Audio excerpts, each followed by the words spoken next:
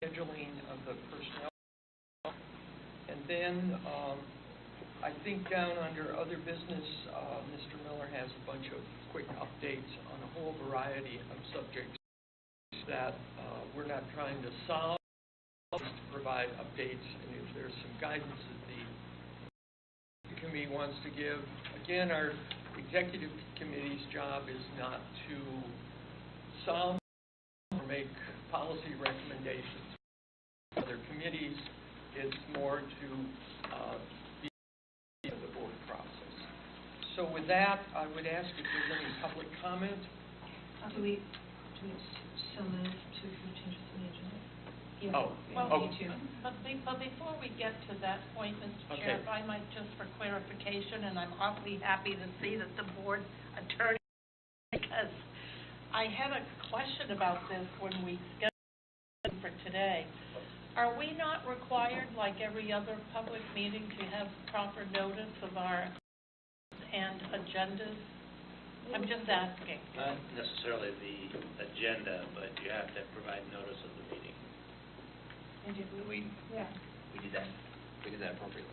Oh, we did? Just from one day to the next, we rescheduled, and that's enough notice? We knew Monday afternoon that y'all were going to be available, so. I've been so busy, I can't think it was 2 days. Okay. So I'll make a motion for those changes.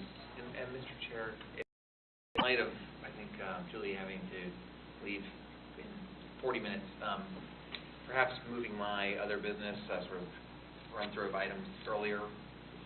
I don't know. Well, that's what I was just going to say once the motion got seconded. Oh. That's the agenda. Well, let's include that in the motion to amend that. Include that in the second. Okay. Comments? All in favor? Yes, the reason I have to leave is the mayor's council luncheon at noon, right. Which is right around the corner, so I just need to leave here like. Okay. So all in favor of the motion to amend the agenda? Aye. Aye. Opposed? Okay, the agenda is amended. Public comment? Is there public comment? Seeing no public comment, we will proceed with our action items. The first administrative action item is the minutes. Are there any corrections to? Hearing none, is there? To approve? Second. All in favor? Aye. Opposed? Okay, the minutes are approved. Do you want to do your miscellaneous updates or performance update? I guess that's... Well, that's my miscellaneous, so it's saying... And I would report that as of yesterday afternoon, I had not received 4 of the evaluations back. Mayor Vivas, Mr. Diamond, Mayor Podolsky, and Vice Mayor Barkley. So, Commissioner Barkley. And I did make phone calls to their assistants asking them to provide that to us. I have updated a spreadsheet with the numbers in it. I'm a little reluctant to pass that out until I get the rest of them back. I would comment that there is diversity in the response ratings. There's also a good bit of diversity in the comments that came back. So based on that, and in consultation with Mr. Miller, I said, well, Mr. Miller actually reported that several people had asked to meet with him prior to turning in the evaluation because of the diversity in some of the evaluations. I agreed with Mr. Miller that really he should be meeting with all the board members.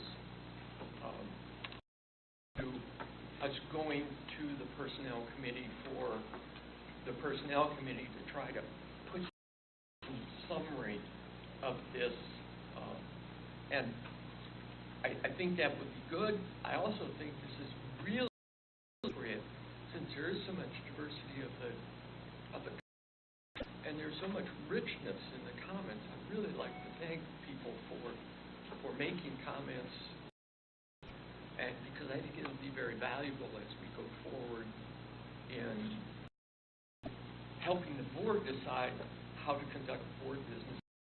Like after Mr. Miller. So the real question is when we want to schedule the personnel committee. Right. But if you have questions or comments before.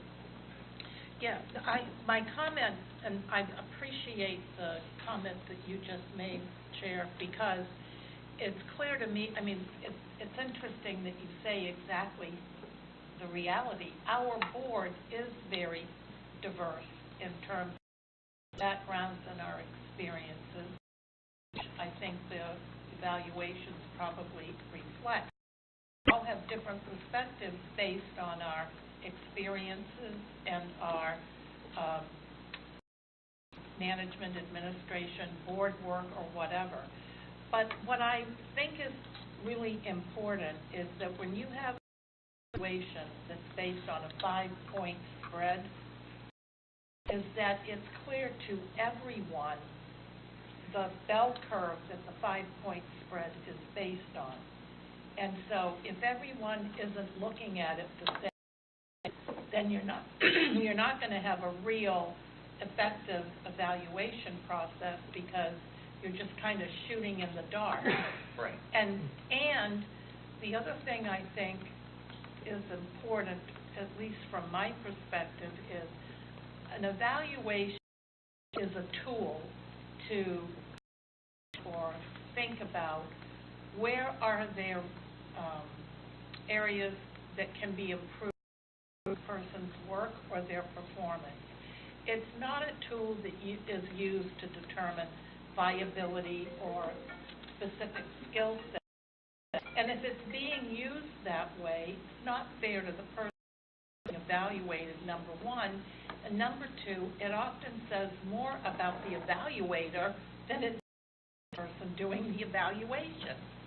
And so, you know, recognizing that not any one of us is perfect and we all have room to grow, then I think an evaluation is of helping someone be better than others. And I would hope that at the point that we start talking about this in the Personnel Committee or even on the message is put forward, because given that we all operate in the sunshine and everything you say or write is a matter of record, these things can be incredibly damaging to a person or a board. And from the way our board is operating, in all candor, I've had this discussion with our board attorney often. It becomes quite clear that not everyone understands the purpose of your responsibility. Because, and I'd like to just give you an example. I am very uncomfortable that there are who are either current employees or past employees who are coming to the board meeting to discuss their issues with PSTA. That's board work and it's not board policy, and it's an issue that is between the employer and the employee. And I hate to say it, you have a lot of responsibilities, but personnel issues are the responsibility of the CEO, not the responsibility of the board. Right. Alan, am I wrong? I mean, I can under county government, state government, and municipal, where we had a strong city manager form of government. The council and our commission would never, ever involve itself in an employee matter with Pinellas County government. Under your rules and regulations, employee that the board has direct responsibility or supervision of it. I rest my case. So it doesn't, I was so uncomfortable when that attorney to speak with us at the podium about a lawsuit that he was filing, you know, against PSTA because of some issues involving employees, I just find it to be totally inappropriate. Well, can I just respond? Yeah. I was kind of blindsided by it, hadn't had a chance to talk to Alan in advance, so just to hold it back to anybody can come up and say anything that during public comment, and then we move on.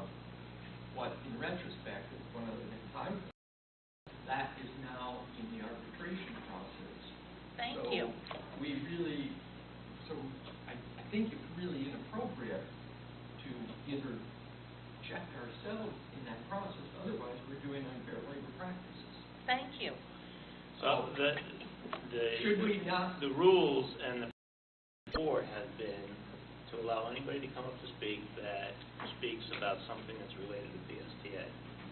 And so, in the past, the board has allowed former employees who've been disciplined, union Spouses. officials, Even spouses. I would kill my spouse if they did something. We get would up not and be speak. still married. Well, even if it's been the past practice, is it? And It's that's the not board right. rules. What's the law of it? Can we tell people they can't speak to an issue?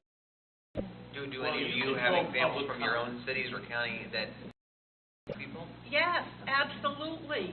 And they cannot come up and give 3 minutes? they cannot. They absolutely, the county administrator would be all over that like a bee on honey, and so would our county attorney.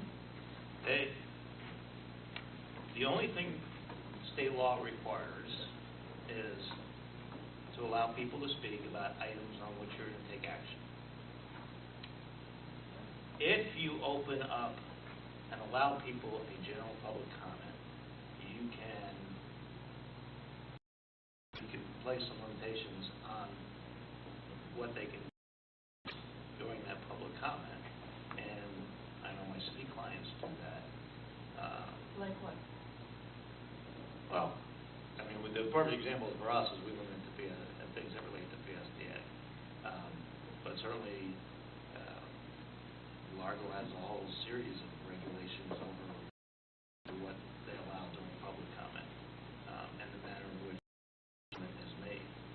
But we want to look at adopting a rule that prohibits people from getting up and speaking with regard to lawsuits or arbitration matters or personnel matters. We could look and see. I don't know anybody has a specific rule on that. Maybe the county does. I don't know what. There's no law that requires you to allow public comment, general public comment at the meeting. I don't know, I'm not an attorney. All I know is I've been subjected to that kind of thing, and it made me incredibly uncomfortable. And what exacerbated my angst was the fact that I had a colleague sitting with me who was engaging with that attorney, and to me, that is taking the arbitration process, the mediation process, and the process of a lawsuit right into the public arena. And just because it's allowed doesn't make it right. And I would like to see us be prepared in the future to not subject ourselves to that again. I think it's a dangerous precedent. And if I can, I would clearly share with you the specific folks that I learned videotape of the meeting kind of blurrily, but Alan and I discussed it. It is an orchestrated event. Absolutely. Right? And if there is a way that we can, I mean, they're using that specifically. They are taking issues that they disagree with that have happened here at PSTA with the full intent of hoping that the board will be sympathetic to them and Because they've learned they can get away with it. Exactly. And if we can manage that in some way, then they... I just wrap it up. I sense there's consensus. Is there any objection to saying by consensus that we'll ask Alan to consider a modification to the rule that we would propose to the board on this item, and we'll let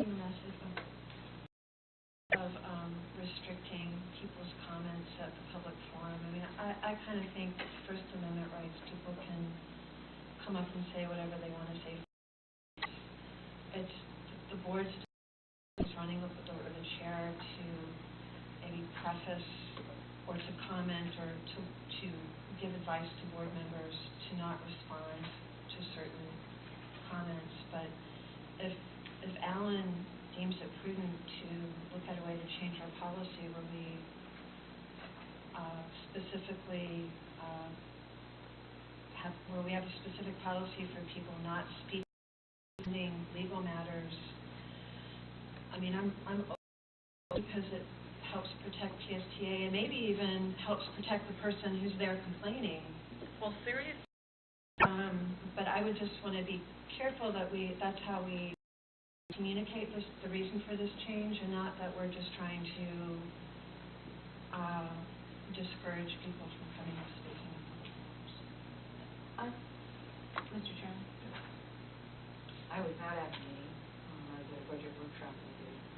But I did watch parts of it, and even if somebody does come up and as a board member, I'm going to rely on my attorney and my CEO when a conversation comes up to pipe up and say something about it, to say we should not be responding to this. This is an ongoing thing, whatever that is. I didn't see this part of the conversation where did you do that?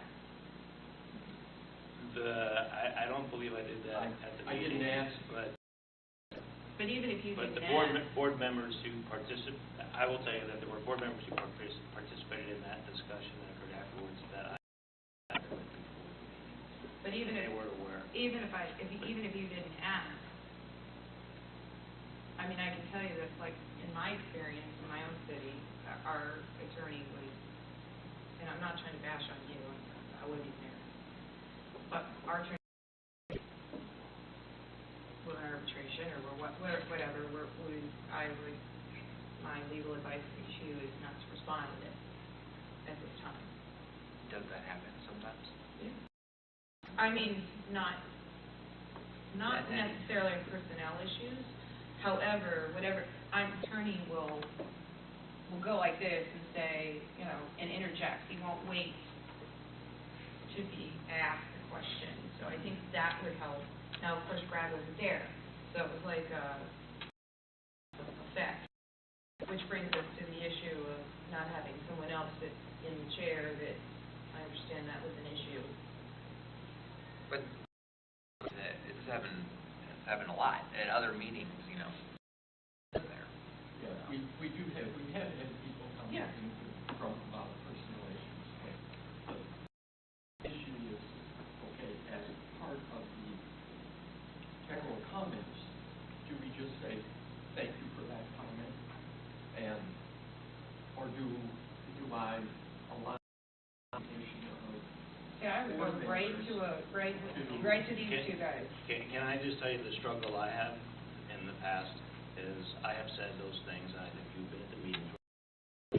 I've indicated at times that you are only getting half the Story. facts, Yep. or maybe not accurate facts, and yet the board has gone on and discussed those items, or I've been told that I shouldn't be saying those things.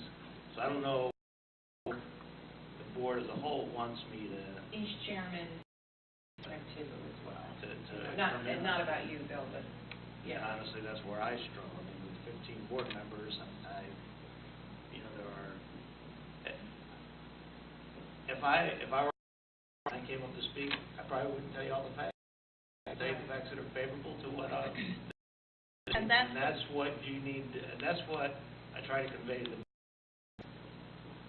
My preference would be, okay, listen to the course and listen to them, and then if you're concerned, Brad or I, and get the full story, and then if you tell him, Brad, if he's not handling things and properly, I think that's which it. is really what your role is, to then say to Brad, we don't think you're handling things properly. But Alan, the bigger picture is the chair, in my opinion, telling that person that there is a process within, if they start talking about issues that they are disgruntled with, or they've been fired or whatever, there is a process internally to push their grievance forward. They need to take it up there. It's not board work. And like I said, I mean, even before I started at PSTA board has allowed that practice. Oh, I wasn't here about it. I know, and that's continued since I started in 1988. The first board meetings, the board allowed union representatives to come up and do the kind of presentations that you We're heard. going to get in trouble one of these days. We're going to be. Don't we have our own fiduciary responsibility? I mean, words where you can't cross that line. You get yourself individually in a real mess. Probably not in a personnel matter, you could, but not certainly other matters that involve litigation or potential legal claims, you can get yourself individually. I think it's more a process. I'm in agreement in as much as I would be very concerned about limiting what people can say, because that's what you're here for. No, it's not. Well, you're here to hear somebody and the First Amendment rights. I think the chair, and again, no offense in what you did, this is just going forward, needs to say, when the comment is done, the chair needs to immediately look to the attorney and Brad on a especially personnel. I don't think a lot of details should be given, and the guidance should be, I'll meet with you individually, and I suggest you don't respond. Or to say that. And that you don't let anybody, we will not respond to this. Thank you for your comment. This is a personnel issue. There's an ongoing process that's pending. It's great. Yeah. Further questions, if you have questions. And that's it. And that's it. And I mean, I'm happy with that. That comes from the chair, and then you're not limiting. I don't care how much Wenge asks you to speak. Wenge, we're not going to die. I'm taking You have a on gap, him well, out of great love. you have a But gavel you for know that what I mean. reason. Yes. And so you just have to stop it, and sorry, we're not going to move forward. If you want to sit here, because you're a member of the board, participate too. Anything you want to do. I just had a quick question. The cards that they fill out, is the subject actually on there that we would, Yeah. I don't know, that you could say, Alan, that this is, a personnel issue, you're allowed to speak, but we're not gonna, I don't know. Obviously, you were That's broadcasted. a really great That is point. a good point. Because at the commission meeting, if you fill out on there that you want to talk about something that isn't on the agenda or isn't within our authority, the chair will say, authority over that, or this is not on our agenda today, so we're not taking this up, and we don't. On the other point about allowing people to speak, if you've ever watched one of our commission Oh, meetings. yeah, I know, I've seen them. They're coming to my meetings now, thank you. Okay. Well, they're David. One of them they're here showing is up got after they've been David, KT. David, Balaguer, Geddes. David Geddes. We have to be, Yeah. if you'll allow me to work with the attorney, if we've got some guidance, Thank you. and maybe we can think about the subject. I don't know, is the subject actually part of it? I don't think It I've is, ever it's on seen the, it's on I've the never seen card. the cards. It is because it says what items you want to talk about, Okay. and usually it's agenda items. 1A Yeah, or whatever. What do they do if they're just speaking under public comment, it's not an agenda item? I think they just put their name in. Because I know what the county does is, when you actually fill out the form and then you give the form into the clerk reads the form, and if it's not fully filled out, which item you're for, and if you're for or against it, they give you the card back and make you fill it out. Much more policed, I would say, than our process. Yeah. Well, it's not about policing, but you have to have some kind of sanity. We can continue this discussion, but I'm just kind of. Maybe Deborah, I just would prefer that this not get so detailed where, I think Yeah. people are going to don't wanna go up and complain about a bad day or a grumpy bus driver. it's hard for the course. Board members have the discretion to to be able to tell complaints that are legitimate. We have ways to look forward and follow up on things. I don't think we should, come across like we're trying to squelch. No, I don't either, and I really do think it's up to the chair. Yeah. At our meetings, not to continue, our meetings, when we have public citizen input in the, say, anybody that wants to speak to something that's not on the agenda.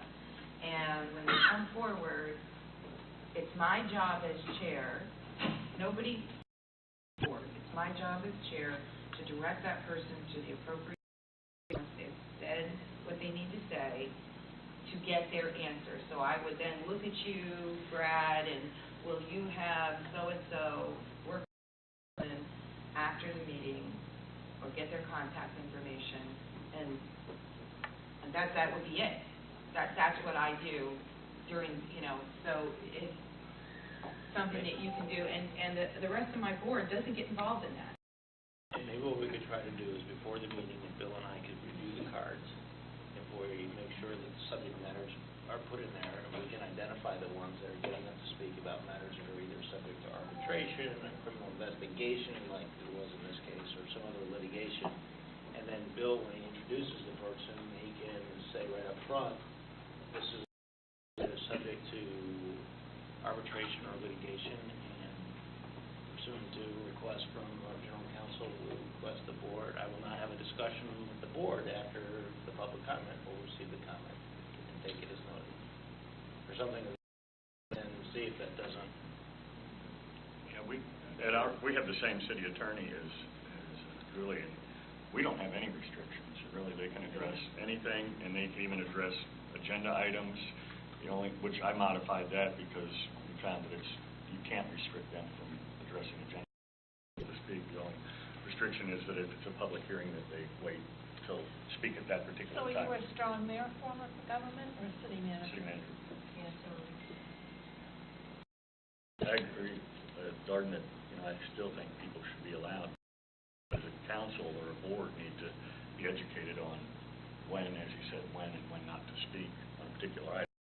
Tom, or attorney, and I'm gonna, Yeah.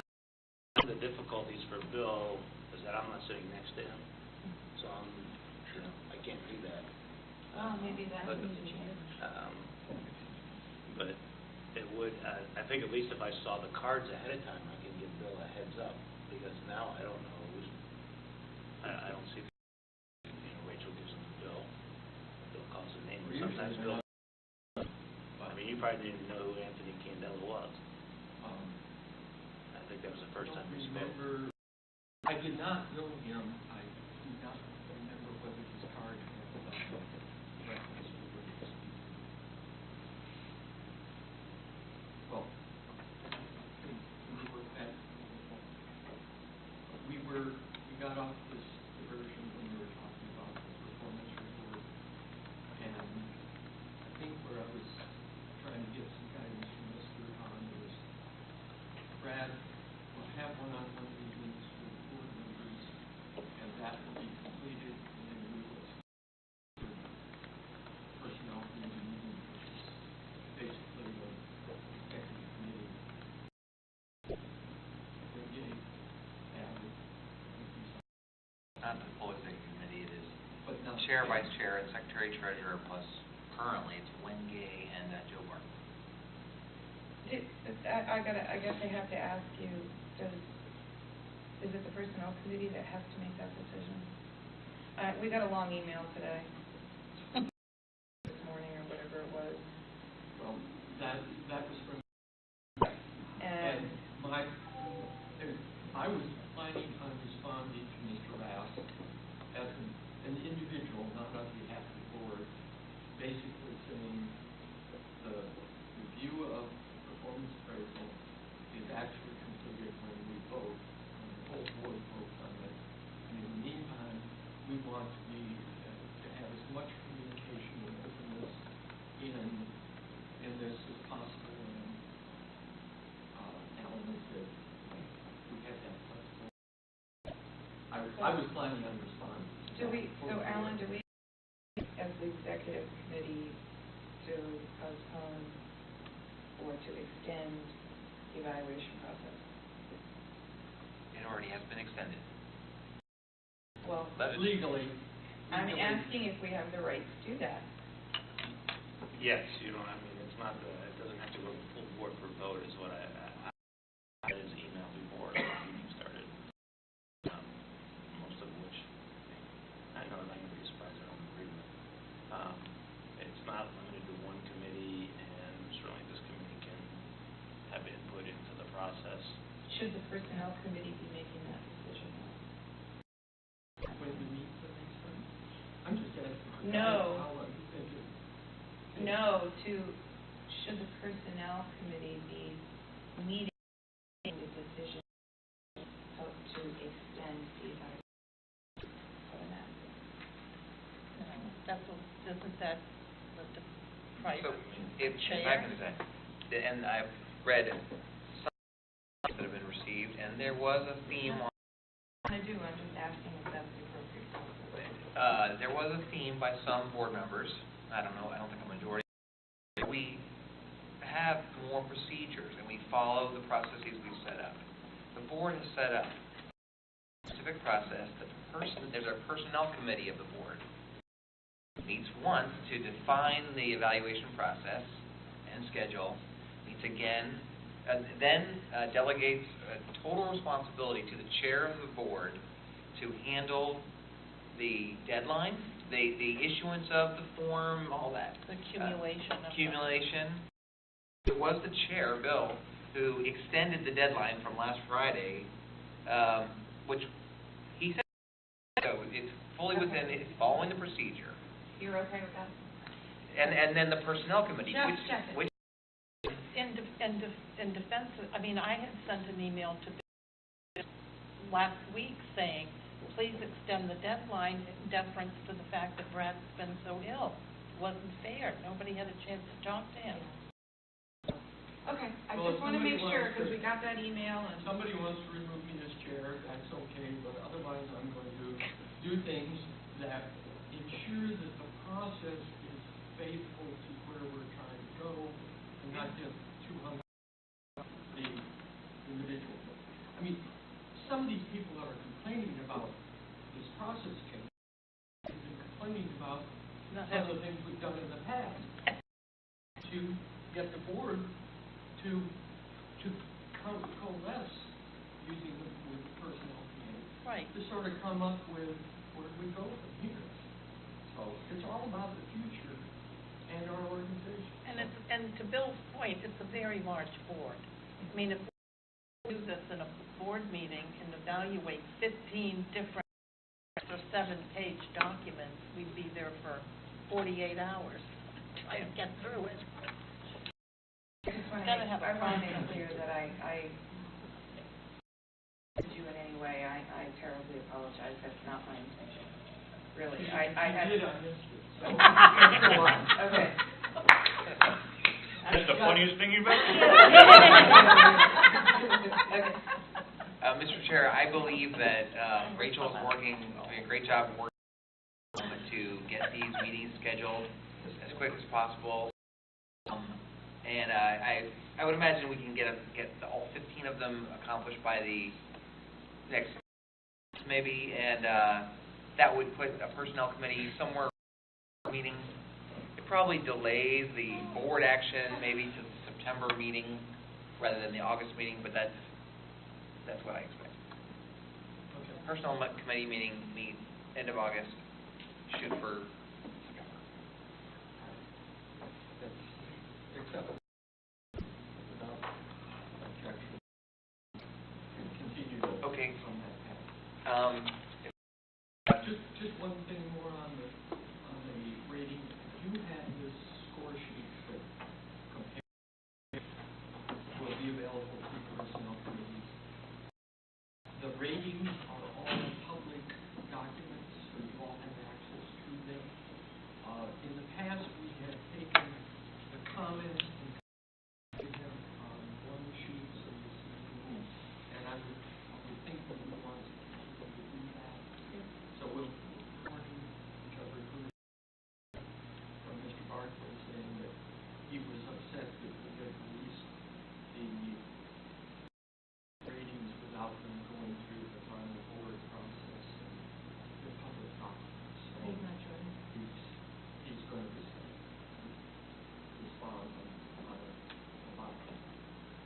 it is, I would have heard a ready to come in prior to being in the paper, but that's not a reality for the law, so I'll deal with it for the council. So we'll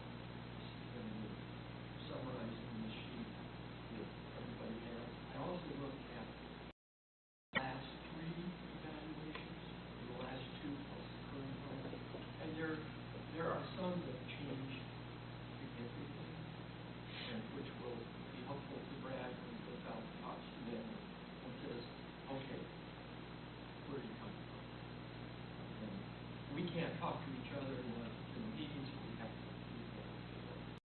I think that, that might be helpful. It's a long comment on the Belker. Some members seem to, I mean, every board member I know, there's really no direction on the form about what a 3 means, what a 4 means, what a 5, 2. Some board members. Well, 5 is, 1 is words. That's what it says. And that's all it is. 2, 3, and 4 are undefined. But even those words are Not a that misnomer, really. Yeah. You know, And, they're professional sometimes words to it's- be used. Expectations exceeds expectations. Some board members These are seem like 3 is daily. 3 is. Average. 3 is average. Yeah. I mean, we're Fine. Others, I don't know. It's all over the place. which is why having the 2 previous years sort of helps in looking at, did something change? And then maybe in the future, so that everyone kind of comes at it from one, spot, 1, 2, 3, 4, and 5 could be defined on there, so that everybody does understand that 3 is satisfactory and they're doing what they're supposed to do, and a 2 means improvement, and 1 is unsatisfactory, and 4 is meets expectations, and 5 is exceptional. I mean, in this town, people would have a better understanding, Yeah. I think. So. Can I ask a question about council? Release of some that they're public record, I guess. I get kind of confused on that because we can't talk amongst ourselves about the item, but yet I can now read in the paper, Other people Commissioner Eggers has said, possibly before I've even filled out mine. I mean, it's kind of a gray sunshine law question, I guess, granted they're public. It's almost as if Tony violated the sunshine law for us. Well, I told him when it's really inappropriate to write this article because we don't all have a and doing what other That's people correct. might write. Yeah, Well, kind his of- editor wanted him to do it, so he did. I mean, they're public record, but can they be public record collectively as a whole as opposed to individually when some of them are all together? I don't know the answer to that, but. No, I mean, they're submitted to Bill, whether it's individually or not. I mean, we don't know if all 4 board members are going to submit evaluations, but once they're submitted to Bill, they become a public record. And under the statute on Bill's in a position where if he doesn't respond, he get hit with a lawsuit for not writing a copy. It's just interesting way that you can communicate without communicating. And Yeah. if a board member really wanted to read everybody else before they did theirs, there's nothing that Bill could do to prevent them from reading all 14 and then submitting theirs. Right, because theoretically, if you had 7 and 7 and you're reading them and you kind of see where they're going, you could cast the stone one way or another, which seems kind of. But I understand it seems to run contrary to the sunshine law because you are supposed to have a public meeting and have all your discussion in a public meeting and not kind of behind Mr. Bud. But that's statutes. Yeah. They don't always necessarily work together perfectly. But Bill was in a position where if he said no, he could, get been sued by the Times. Yeah, I mean, they could come up to my system. We're working on it with Field. Julie, Can we just, I want to get a better. You had some other. can you just go through your, I would like to, but I think I oh, just reminding Mr. Long said at the beginning of this discussion, and it is to your point, and it's really a board decision, I understand, but at least in the past, the process has been set up okay, is that the annual performance evaluation, part of my contract that I have with the board and rules and regulations,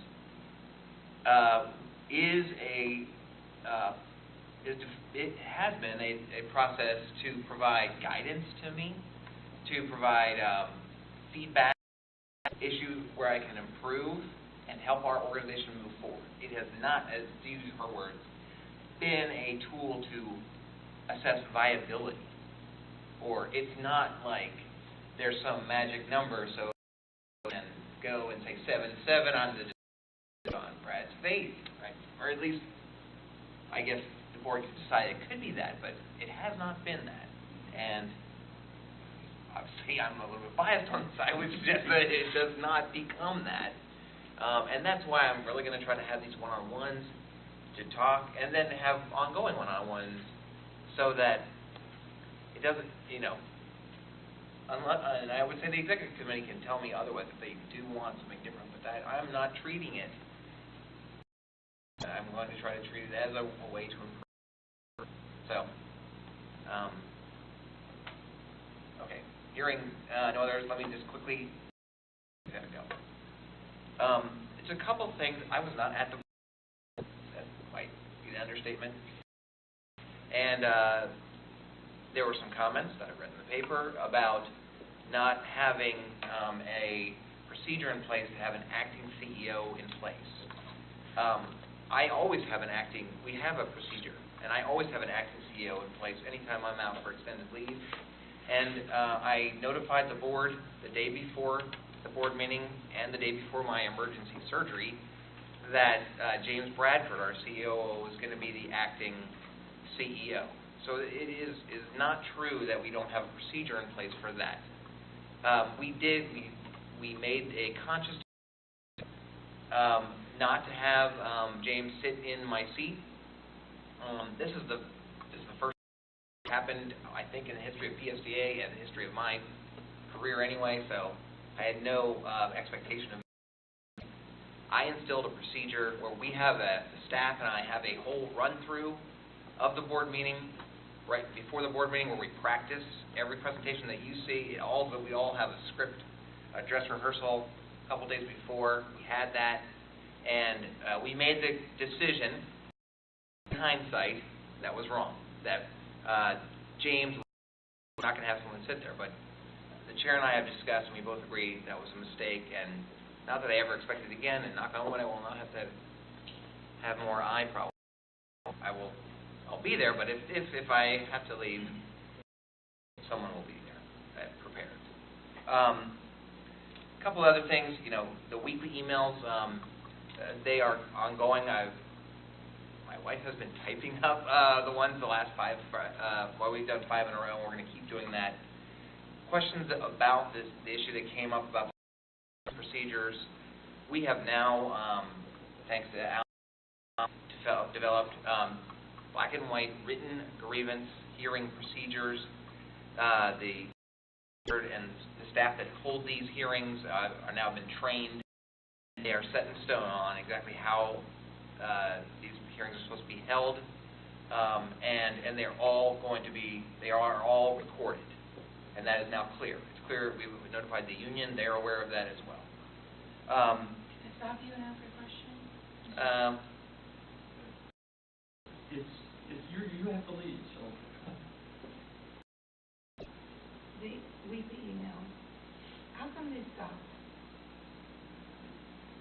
They went for, I sent 36 of them in a row, 36 Fridays in a row, and then time of the formation of the executive committee in April, I had a conversation with Bill that I was not getting much feedback about them, and given the new executive committee, I notified him that it was my intent to stop them.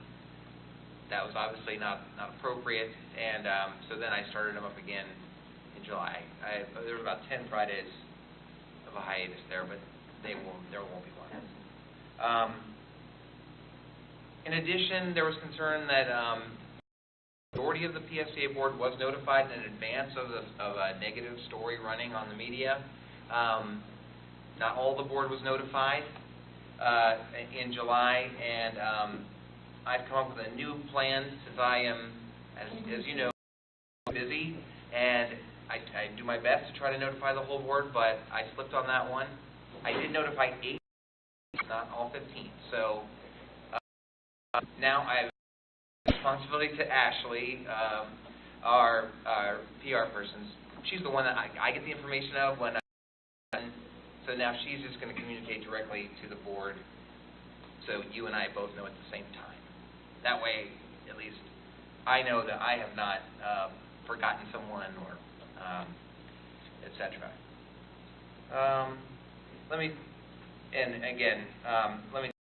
The next biggest item I want you to be aware of is next Wednesday, August 12th, is the day of this union.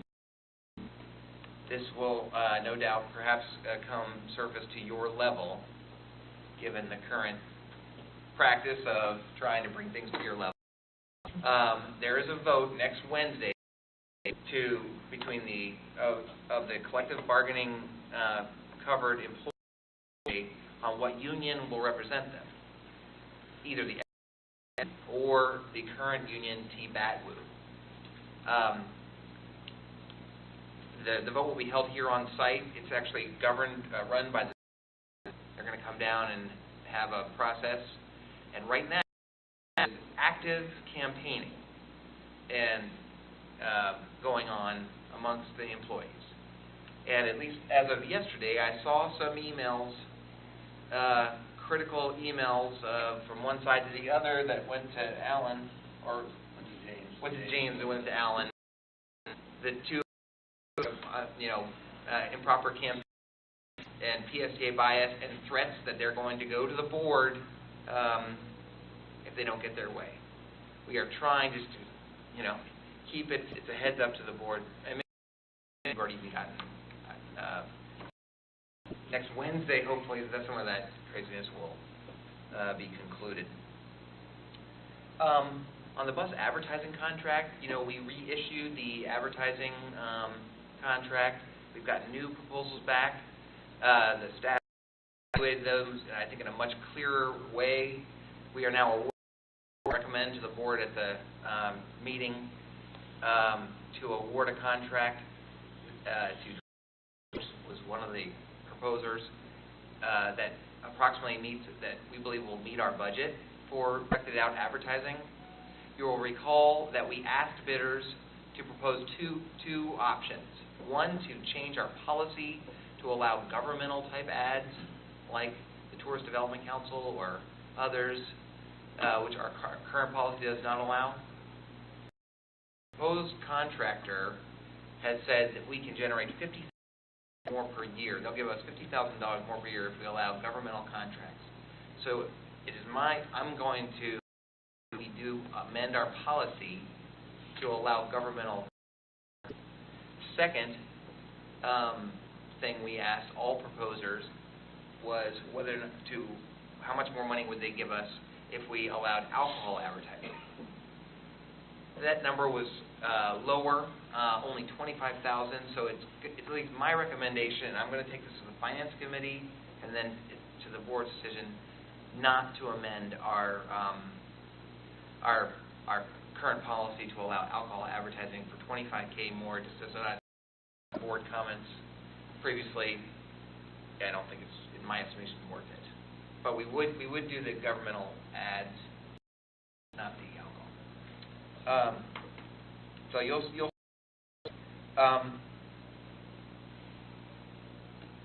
we're working. You're gonna have an action item in a second on the route changes. We're having a whole bunch of public hearings starting soon, and a lot of public input. And then at the beginning of your next board meeting, there's the final public hearing at the board meeting about the route changes that that we call Phase 1. But it's never too early to remind we're on a 10-phase plan, so there's a Phase 2 coming up that we're going to start talking a lot about. It's going to happen in February. That's going to include all downtown St. Petersburg related to Williams Park. And it's also going to likely include changes to the Route 19 on US 19. And I want the board to be aware that we're going to probably immediately start discussing, at the planning committee mainly, to start those changes. I don't imagine, you never know. I don't imagine there's going to be as much public feedback or negative feedback because we're not to cut any service. It's just changes. But that's coming down the pike in February, and then we'll move to Phase 3, et cetera. Before you have to leave, I wanted to ask one question so I agree. Okay. And I think I kind of need to hear from Alan. I know you all have been working on this for some time, but You mentioned a little while ago about Ashley taking over, informing us about news stories, fine, as long as you're aware of them at the same time. Yeah. But she talked about the public records request, and that's my question. I know Rachel has gotten additional training, city clerk type training because we had records request problems. Now she expressed another issue in her email in regards to, Ashley did, in regards to one for another reporter and blah, blah, blah, and she loads and how she just didn't think to get back to the other guy, and we can't handle public records in that way. Public records, everybody needs to have the training. Right. I mean, public records requests needs to be funneled to one person who knows all the rules, and that's their core job. They're not trying to fit it in amongst 500,000 other things. That's right. And so when I saw that, it was concerning because I thought we kind of worked through all of that. we did. So I'm looking at, Yeah, my understanding is, and I'll add to from the email, is that the first report made a public records request, documents existed as public records, and so legally, the response is, no such documents exist, and there is no obligation to, in the future, when and if the documents exist, to then provide them. If he wants them, he can then make another request, public records request, if the response is they don't exist yet, and he knows that they're going to exist at a later date. So from a legal standpoint, nothing legal was done. no, and I get that, but then there is the but- other side of it. So my understanding There's the is relationship that, side.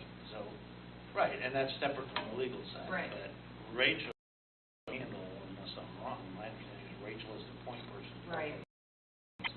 Ashley is the point person just for getting the response that Rachel gets to the reporter. Right, but I'm saying to you that it seemed like Ashley was, so my point is Ashley should have turned that request.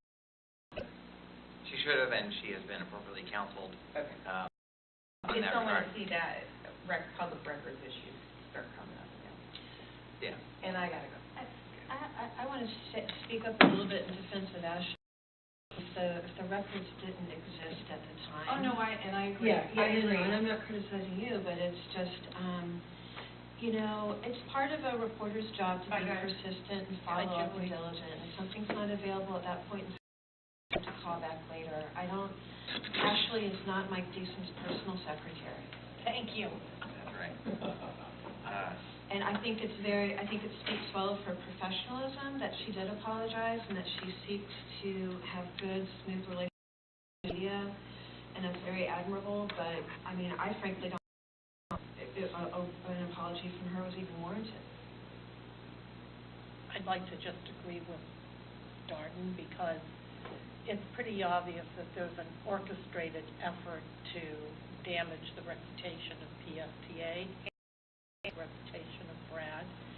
And I do think it would be helpful, Mr. Attorney, because you're the one here, if there was some appropriate messaging that could be conveyed for the staff and maybe even for the chair so that we are prepared address these issues of public records, you know, immediate on-the-air request for an interview, and some of these things that keep on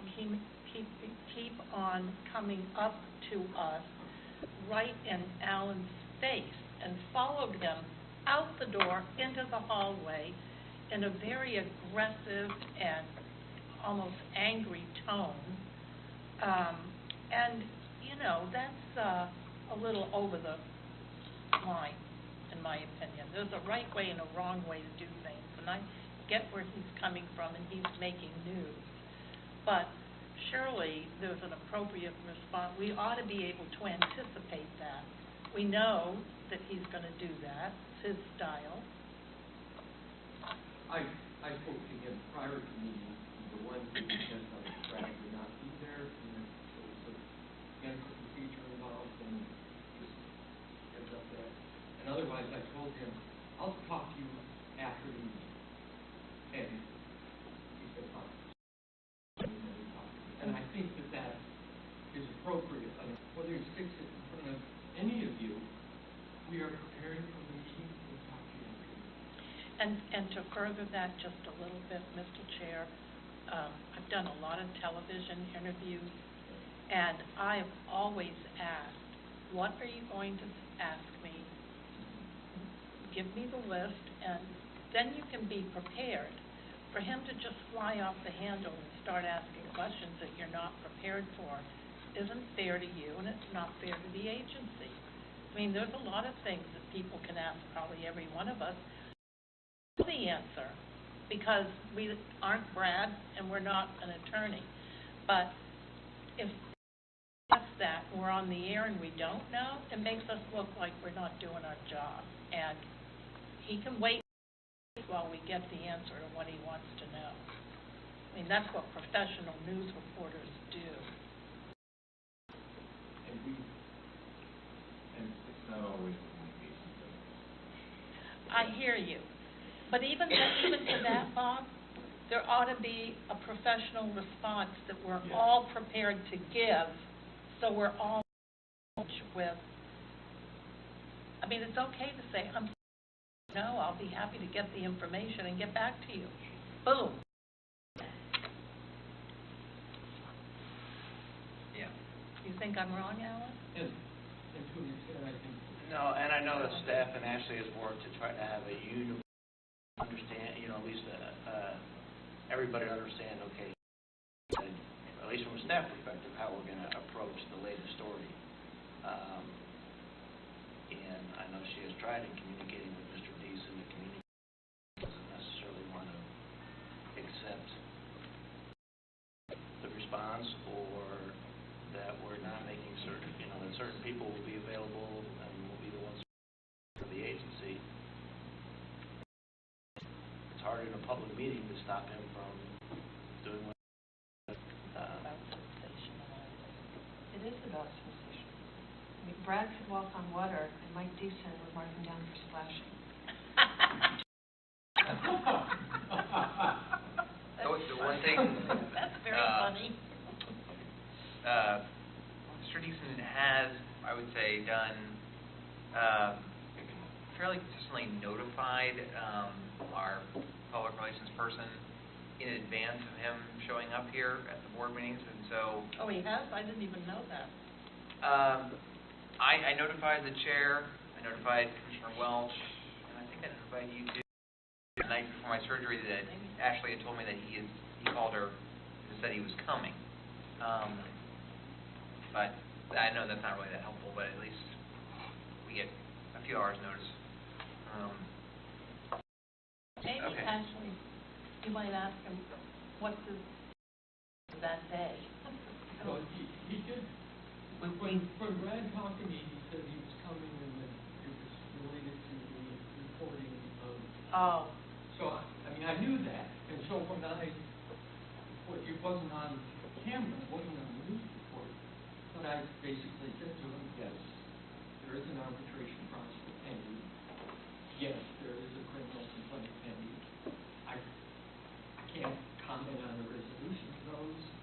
And then he asked me, well, do you think Alan's right? And I said, well, we'll find out when But Alan told me, and I didn't see this because I was watching it on the video, that Mr. Deason and the attorney, Paul Murphy, were all in the back, sort of strategizing on it. well, It was all kind of a planned thing. again, excuse me, Commissioner, That's all right. is it's okay to say, all right, I can't do it right now. Let me get the answer for you, and I'll, Yeah. and that, whatever. And it's sometimes hard to say, you say it precisely that way, you're just being honest. Yeah, And I'm wondering. and then just.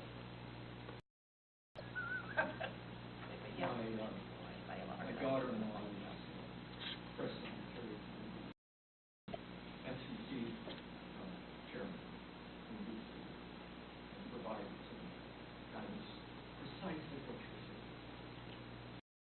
It is a learned skill. Not everybody can do it, and I have a hard time shutting my mouth when I get going, as you all know. Yeah, let's. Perhaps in the interest of time, we kind of shift back to looking at the agenda, the information items listed there. And I think since all of you were present at the legislative committee that just transpired, we don't need to cover those two items. Related to the first item, we won't do a 30-minute presentation. We are proposing a fare increase, fare structure change for PSTA in the coming budget, and it's part of the Path Forward plan. The PowerPoint, full PowerPoint that we would be glad to go through if you'd like, but we'll do the planning committee, because the planning committee is really the one related, the committee that's responsible for the budget recommendations, etc. Is in your packet. On page 13 of your packet is the proposed fare change. To summarize, we're proposing to increase the base fare from $2 to $2.25 for the one ride.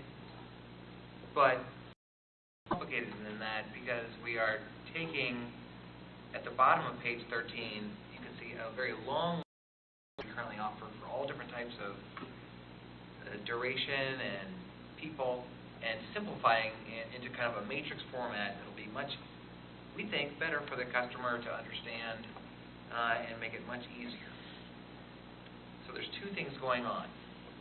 Really what the information that the executive committee, we hoped is that you would weigh in on is the plan that we will start gathering feedback at these public meetings, which I don't know if you can quickly share that on the board, but they're also on page 16 of your packet. We've got a list of public hearings where we're going to take feedback, well, on anything, but specifically on the route changes and the fare increase at those locations there. The first one is Monday, August 10th, up in Eastlake, and then you can see the other ones. We'll also be adding a couple of other workshops. These are all workshops. There's only one public hearing that will be in front of the board at your September 9th. One at the request of the City of St. Petersburg staff, and then 3 more just focused on the fair changes in some key areas. So those will be changes that you'll see to this PowerPoint between now and the board meeting. Other changes to this PowerPoint would include any summaries of these workshops, so you can start to see the public comments on both fare changes and the route. Another key component to the fare adjustment proposal is to increase the transportation disadvantaged discounted bus pass. If you're a low-income person in Pinellas County, and you don't have access, you can get the currently $65 monthly bus pass for $8.25, and the income folks ride, they get basically all their transportation for $8.25 for their life, because they get it every month. And we have seen an enormous boom in the number of people who have signed on to this for various reasons.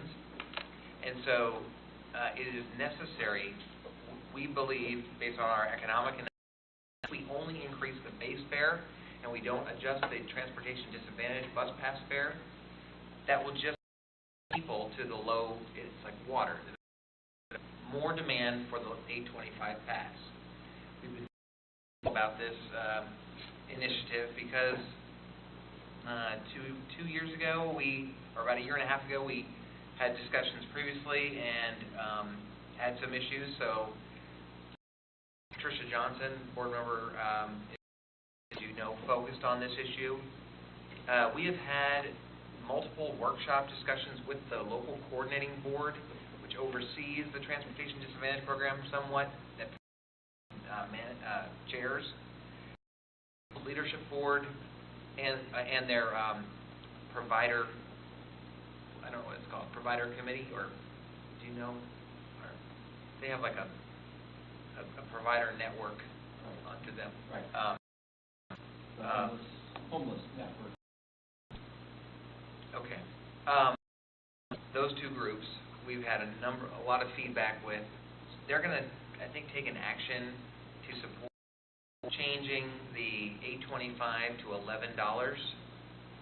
We gave them a number of proposals, different proposals, and this is the one that they favor, is just across the board changing from $8.25 to $11. It's still a substantial amount from $65 currently, and what we're proposing to increase is $70. It's the way to travel, and we believe this will allow us to meet our budget expectations based on the demand analysis by doing that. But all of those meetings are also happening in the month of August.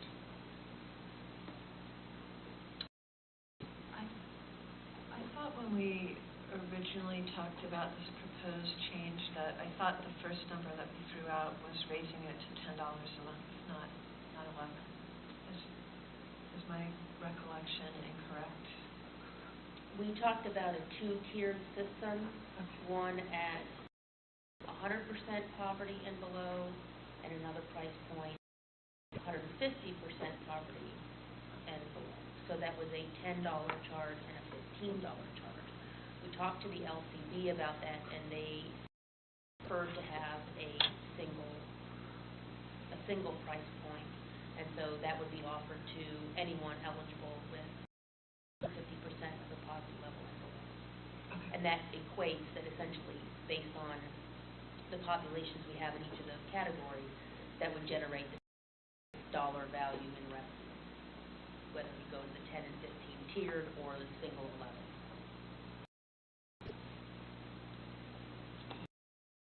And that was their clear preference. Good response. Good staff work. Thank you. I like that.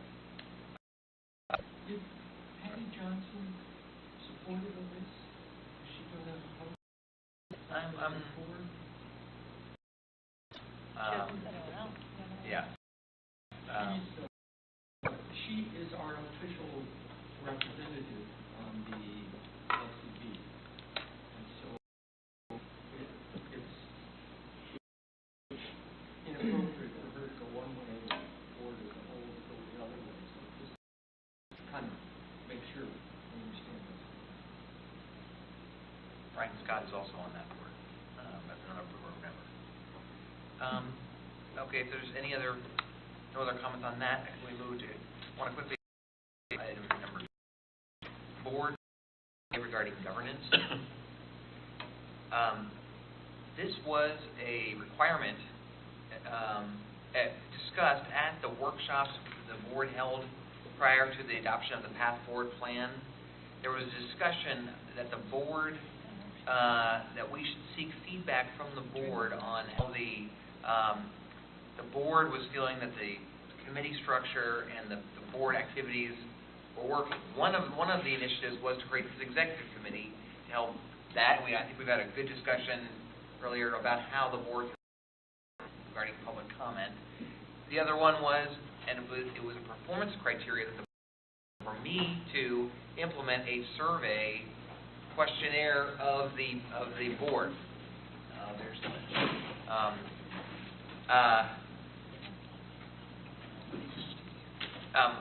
I got a lot of feedback from some of you, two of the three of you, about what this was and unsure about what this was, and so that's why I drafted it. It is draft, and says that you have, and you can make any comments you want, completely change it around, and we'll look at it again in a month, and then probably issue it maybe in October. The deadline that you adopted for me to implement this survey was December 1st, so I'm trying to meet that obligation. Chair Johnson sent me an email last night with a number of good comments. I mean, it's too long, and that maybe some of the questions be more pinpointed. I think was going to so that maybe we don't want to ask personal, or not personal questions, but just questions about what board members like and don't like, but we're looking more for the structure. I think that. Well, my concern is the majority of the people on the PSTA board are elected officials, and I guess I can't quite, I don't know why I'm struggling with this, but I'm having a little bit of difficulty trying to evaluate another board member's effectiveness or lack of effectiveness, or whether or not they're doing what they're supposed to do, and that sort of thing, because we are, most of us, the way I understand it, we are appointed by our governing body. Like, for example, the 4 commissioners are appointed by the county commission chair. I don't know about the city, Bill. How did you get here? Our council appoints me. Yeah, So you don't really have a say, right? so we don't, it's not like we can affect whether or not that is on PSTA. I mean, I don't know, so what is this? I guess I'm just struggling with, so we all know the fact that it can cause animosity between the members. How is the information going to do what with? We all are so different. I don't know if that even makes sense. I looked at one of something like, am I meetings? And I'm going, I'm going to put down, no, I'm not prepared. But there were, to me, there were a whole bunch of questions that were talking more about the process and the effectiveness of the board, which I think is appropriate. There's some that sort of, it may be more appropriate for a one-on-one conversation than for a survey that comes out and distributed to the press and all that. And I hear that, Mr. Chair. However, the minute we start filling it out and give it, isn't it a matter of public record, Mr. Attorney? Yes. So I'm saying, let's make it short, let's make it more targeted. And based on these one-on-ones, there's 3 questions that sort of come and start with those 3 questions before we go to a multi-page. I mean, that's just where I'm sort of thinking. This might be changing the purpose of this a little bit, but I'm wondering if maybe this could be repurposed and it could be, instead of a question form that we fill out, what if this document is sort of like something that we adopt, like what is a successful PSTA board, and then describe what would be a score 5. And we could adopt that, and that could be like a guidepost for how we think a good board ought to run, which is totally getting away from the self-evaluation. Except that how does that bind next It year's doesn't. board? Doesn't necessarily, I mean, unless... are we adopting a policy? Like if you're in a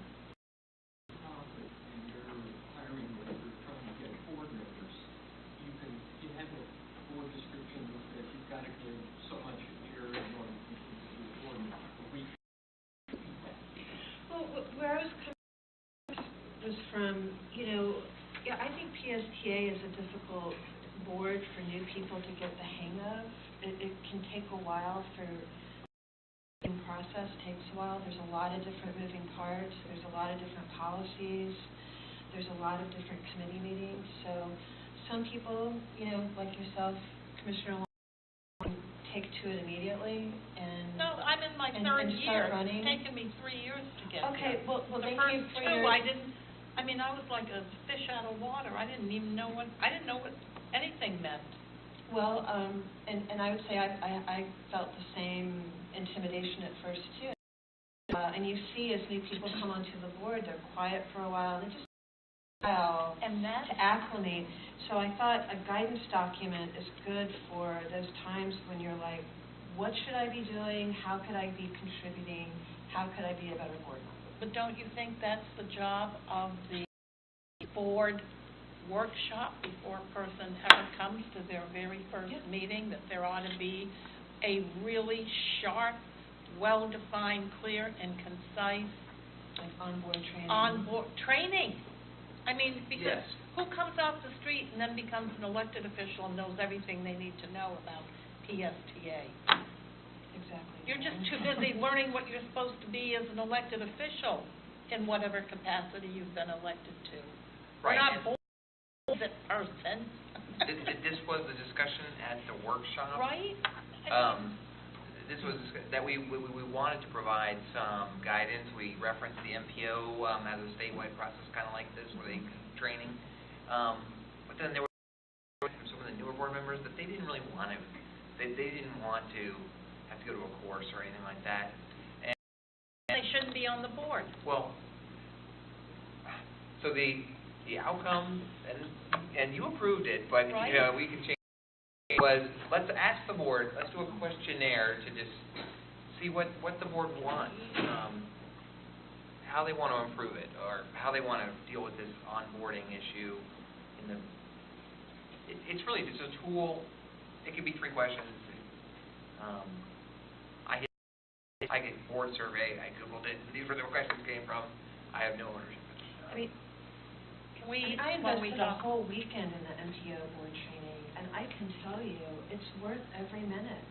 It really, for all of the time and hours that we put into PSTA and its committees and the importance of the work we do, investing time up front in a training session, just definite return on investment. and I it's mean, I know I just, don't have to argue that. you came on to city council, did you get oriented? There maybe was sort of, the directors of all the departments kind of came in and did a How about 20-minute you? overview. I came on originally with we even had plans to get citizens on how to be nice to each other. Oh, my God, it's ongoing, all the time on the commission. Ongoing. I mean, while we talk, because you just, I can't think of it. Go for it. That's all I pretty much think is, I had. I thought it was a couple of items that you had on there that would pique my interest is that we had gotten a grant, DOT, for some improvements with enterprise, and we've got that in full. Right, we have 2 grants that PSTA has been awarded that are on at my direction. One is an FDOT grant, and remarkably, one is another Department of Homeland Security grant. We were the only system in Florida to be awarded another Homeland Security grant. And I'm not so, even though our lobbyist, Vance Coit, was thrilled that they did that, I'm not, but for obvious reasons. The issue is that both of these grants, I am insisting that we get written approval for what was a key issue 2 years ago when we did not get that written approval on the Department of Homeland Security grant for the advertising. On the Florida DOT, has been with PSCA recently, worked by our planning staff and coordinating with them. And you might recall that about a year ago, there was a lot of concern raised about, as the US 19 construction project to northern Pinellas County, that's cutting off your ability to cross that road at intersections, because they're getting rid of all the intersections. And that is affecting transit ridership on that route, because you can't get across the street anymore. Senator Malik came out and looked at it, and a number of people got involved. And the DOT, to their credit, wanted to help address this issue, and they had some extra money for their completion of an enterprise road interchange or intersection improvements, about $500,000 that they, without us asking, they gave it to PSCA. It's federal money that they went through a process to allocate to PSCA's account. We don't have the money, but it's in our name up at the Federal Transit Administration. And it's been very difficult to get a definition because of this interplay between the state and the feds, exactly how that money appropriately and meet all the requirements. Sandra has been doing a great job of trying this, and we want to get in writing from principally both the DOT and the federal government on how we can appropriately spend. No question, after we do spend the money, that we've done it appropriately. Same thing on the Homeland Security grant. This go round is not for an advertising, for training, and we're going to require that the security provide a written explanation or a written sign-off approval of our training plan before we expend significant dollars of it. It's maybe a little bit overkill. In our situation, our history, I think it's entirely appropriate. Can't Harry and his group advocate to get that information for us? We talked about whether or not I need their help yet. I think it's perfect. And I talked to them about it. I mean, I think they need to, because they can find the person they need to go to get the letter done. Well, and there's been a little, I would say, hesitation by the folks, bureaucrats, to put their name about anything, and so we're not going to tolerate that, and we're going to wait until they do. So it might take sort of some push from others. We've also talked to the central office of the DOT about this issue, and they are going to help us with the Federal Transit Administration, one, in getting their attention on the issue, and then two, getting the approval for what we're trying to do with the money. So we are getting the information about what we'd like to do, and then transmitting that data portion of it so we can have a good conversation. This would be the first time in District 7. It may be the first time in the state that this has actually happened, where they have underrun a budget and then flexed the money to STA.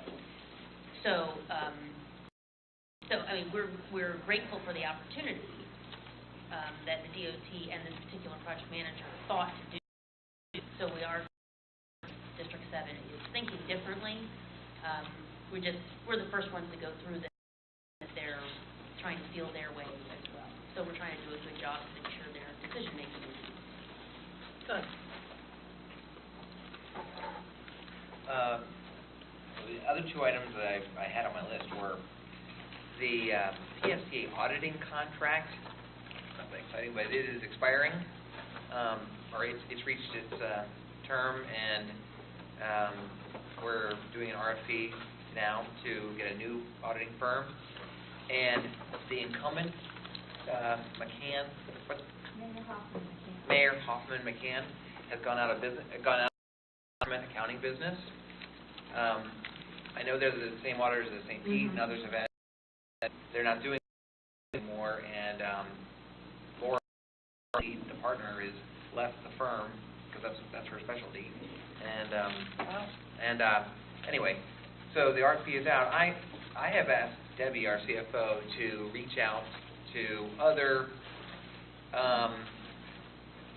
in order to get feedback, maybe not just from our own staff, but to serve on the selection committee, maybe have other CFOs or accountants from St. Pete, the county, and others. I don't know if that's been successful or not. Well, the issue is, these CFOs also use the same firm, so it creates conflict of interest if they're prejudiced towards the firm they are using. But I thought that was a very creative idea to do. I don't know if there's any, we're actually doing some consultation. That'd be a, I didn't understand the Well, new like, CFO. the CFO, let's say, for Hart, is using one of the firms. that's written in the proposal. So I think, I thought Freya's idea was very creative to use perhaps people outside PSTA to sit on the review. There's many ways you can do it. That's not really a conflict, though. I mean, that committee's not really selecting. The audit committee's got to make those selections. They're just making a recommendation, right? Yeah. Well, who's the audit As long as committee they're not- and the finance committee? Who's the That is one our against? audit committee. That is your audit committee. Yeah. It's a conflict. I mean, just because they have hired, if Laura Bach goes and opens up another firm, probably most of the cities in Hart have used Laura Bach at one time or another. Well, I guess it's just that they, some people just have to talk about the, if I'm already using the same firm, that one of the three that is shortlisted, that they might have, people positions also using that firm, but you don't think that's a. They may have a conflict? predisposition to not using that, not having PSA use that firm. Now, I think the last time I looked up, when I seen was 5 years ago, and at that time, the short list had several board members, and then maybe I'll pick, yeah. Who's doing the short list? PSCP just went through this, and I don't know how we're dealing with here, but we thought that the news from, it's Mayors and McCann. Mayor Hoffman. But we got the news pretty abruptly and felt like we were really left in the lurch. And we did end up going back to our original RFP, signing on with the people that came in second on the bid. And we kind of had to scramble to do that quickly because there was already a lot of work coming up soon in preparation for our audit. And it led to a discussion at the city anyway about what was in our contract in terms of their getting us proper notification and to make sure that that was included in the next contract. But I'm getting the impression that it's not quite the same issue here. I don't think it is, because it just so happened that our contract was ending anyway. Okay. The timing was, And were we gonna still do had it. some time left on our contract. That's Yeah. why we were a little miffed. I guess you can weigh in on this. PSDA has had a little bit of history prior to where board members were serving on selection committees for various contracts. And at least in my experience, that is not necessarily appropriate. And again, as we've been discussing, certain individual board members do not speak for the whole board. And so it would be my recommendation not to have board members select the auditing firm. But in order to provide some independence, that we would ask Pinellas County, the accountants within your groups who would help serve, and as long as that we go down that road rather than have board members. But you can. That is a our board member, well, maybe Ken Welch. Can We vote to approve the contract, right? guys. Yeah, and the finance Staff. committee will Yeah. make the recommendation. The city of Clearwater went through a full RFP process. We have an committee with one member of the council, along with different staff members and a citizen rep. And we went through, got a list of 10 companies, we got selected as the 3, and we come in for an interview. Recommendation to the council for selecting. And I'm not sure that it would be a conflict of interest. You certainly could talk to the cities and find out what the process, who they got selected.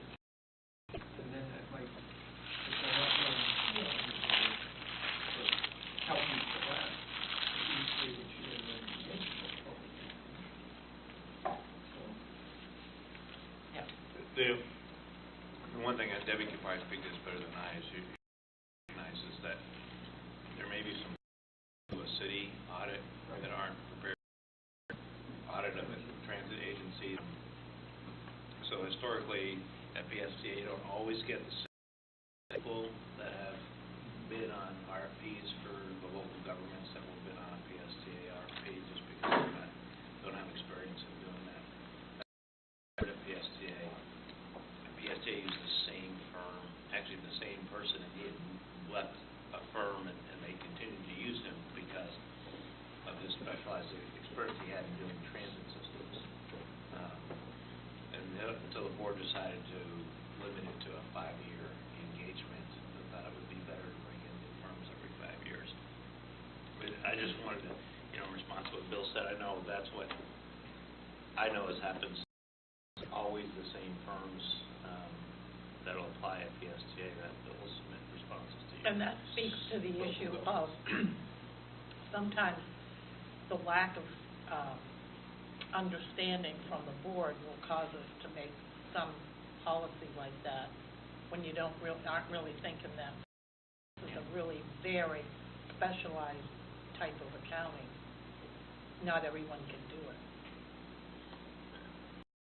Federal involvement aspect is unique to transit systems compared to the local government that you come from. You don't have that kind of that level of involvement and the level of grants that PSTA receives. yeah. Is helpful to you. Yeah. I don't have anything more to say. Okay. The last thing on my list was, I think Commissioner the last committee asked about coming up with a plan for maybe improving our branding and our overall brand strategy. I think there was more discussion than that. Just wanted to alert the committee that Cindy Rasmussen, our director, is preparing a awesome presentation that will come before you probably in the September time frame, which is a comprehensive communication that will include a component of brand review and a whole bunch of other stuff. She could if she want, but stay tuned for that. So. And I love this new slide. I mean, that's whoever That was did a great collaboration. Planning just provided the information, staff laid it out. Good. The thing that I interact with was, I talk to riders, and sometimes they share their needs, sometimes they don't. But there are to be told yeah. about our drivers. Billy and Martha are constrained. There's an accident, can't drive, rides his bike around. One fellow, brain, can't drive, rides the bus to his gym, routine. So when he gets out, the way he does that. The green light proposal was in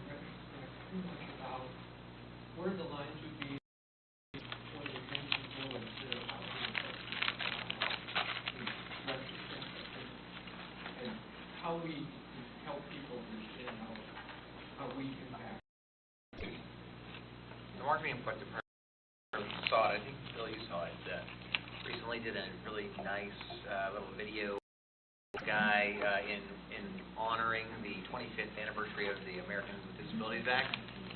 A guy, it was really neat. I think Ashley sent it up before. Yeah, so this holding up cards with different seats, so And he uses us. So I'm very supportive of it. I wanted to go back to fair rate. Do we know where Hardee's and adjusted their rates?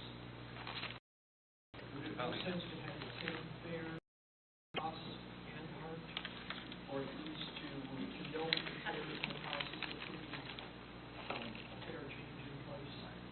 I've talked to their CFO, Jeff Seward, about this extensively, and our proposal. We've a regional working group, and as a region, we decided, since PSCA is looking at the structure, that we would look with an eye towards the regional fare collection. And that's a lot of the reason changes for the structure itself. And so this would dovetail into a discussion of changing the fare structures. But we do not have to have the same actual for the project. Nor do we have to have the same structure, it just makes it easier. We've been working on some equity adjustments for using the cards in different counties. They are waiting for to make a decision about our structure and fair price before they have that conversation. And the other one is, have you talked to the Jolly Trolley folks about the fare change? Briefly, yes. Just so they have a heads up, because they're impacted, and I don't know how they would use it. Well, and they're also impacted by the technology change info data that we're discussing and all of those things. So yes, they've been very interested in the decision. That concludes my remarks. I have a quick question. I was just struck by how much less Jacksonville seems to be in comparison, and is there any comment on why Jacksonville? Well, Jacksonville is in every comparison when it comes to transit. Jacksonville is a completely different animal than we are. It is a good comparison just from statewide, but they are a tolling agency as much as they are a transit agency. They are in charge of all the roadways in the county. So they are much lower, but at the same time, they have a lot of other revenue sources than we do. Jacksonville, as for a city of their size, is a surprisingly small public transit system. Although they are implementing some bus rapid transit routes and things like that to maybe change that. Sort of a historical thing, I think. Miami-Dade has, for a while, the PSA had the highest fares for a number of years in the state. Miami-Dade is already at $2.25, so we'll be joining them there. If you look at our benchmarking analysis, we have always been one of the sort of toward the high end, but then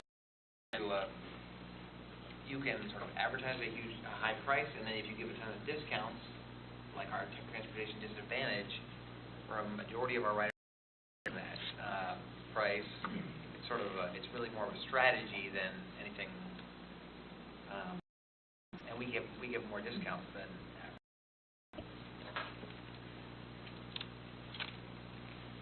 Mr. Chair, if there's anything else? Anything else? We can. Would you like to adjourn the meeting? Thank you.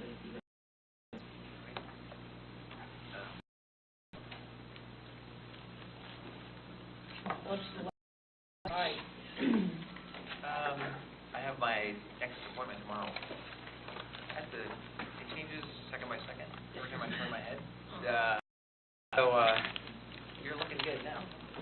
Looking okay right now. You can see. Yeah. I see weird things every second and I freak out, but I think we're doing okay.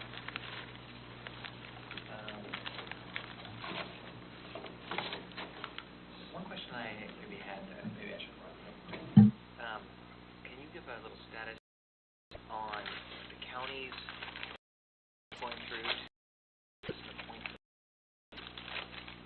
I've just noticed that there's been advertising for a citizen appointment at PSBA, and do you know like the timing of that? Well, I know they were taking applications, and I've forgotten when the deadline is for them to come in. And then that'll all go to the chair, and then he'll put them all together and attach them to an agenda item for us all to vote on it. Okay. His term expires October. October 1, yeah. Okay. The applications that come in, I can find out, let you know. Okay. He came to me and talked to me about it, but I don't know if the county has notified him. He asked me, He applied. he told me he was going to apply.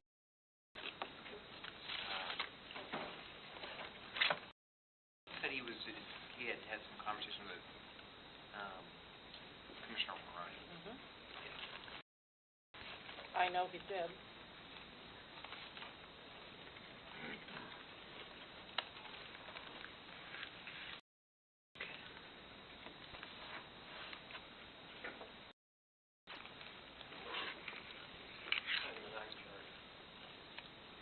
Hi, Kurt. This is what Okay. I did based on the people that have already come in.